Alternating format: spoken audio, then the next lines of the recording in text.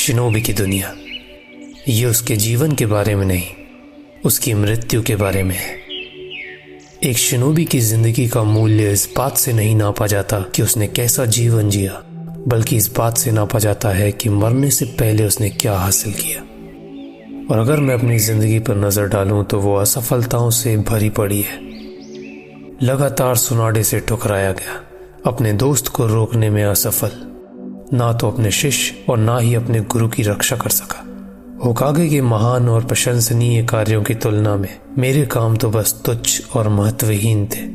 काश मैं भी किसी होकागे की तरह मर पाता। एक कहानी तभी महान होती है जब उसका अंत एक अद्भुत मोड़ लेता है, एक गजब का प्लॉट ट्विस्ट। और गलतियां भी उसी कहानी का एक अहम हिस्सा होती हैं। मैंने अपनी जिंदगी इस विश्वास के साथ जी कि मेरे सीखे हुए सबक ही मेरा वजूद थे। मैंने कसम खाई थी कि मैं एक दिन ऐसा महान काम करूंगा जो मेरी सारी असफलताओं को मिटा देगा। मैं मरूं तो एक शानदार शिनोबी की तरह। कम से कम होना तो यही चाहिए था। पर ये मेरा प्लॉट ट्विस्ट, मेरी कहानी का ऐसा अंत।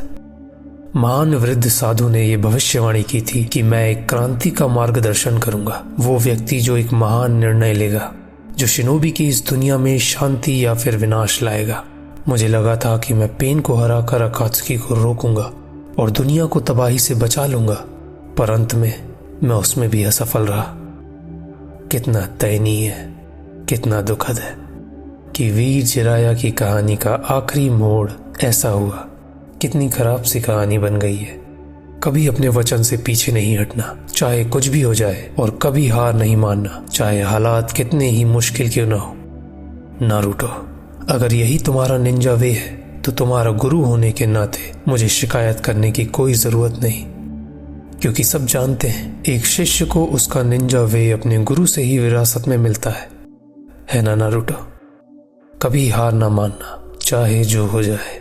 यही था वो सच्चा फैसला जो मुझे लेना चाहिए था। नारुतो, तुम ही हो वो भविष्यवाणी के बच्चे। अब मुझे पूरा यकीन है, मैं बाकी सब तुम पर छोड़ता हूं। वीर जिराया की कहानी। शायद अब इसका अंत थोड़ा बेहतर होगा, उम्मीद तो है। अंतिम अध्याय, इसका नाम रखूंगा कुएं का मेढक जो महान सागर में बह चला। भले ही थोड़ा सा, पर गौरवशाली तो था ही। अब शायद मेरा कलम रखने का वक्त आ गया है। अरे हाँ, सोचता हूं आगे की कहानी का नाम क्या रखूं। देखते हैं। कहानी नारुतो उज़ुमाकी की। हाँ, ये सुनने में अच्छा लग रहा है।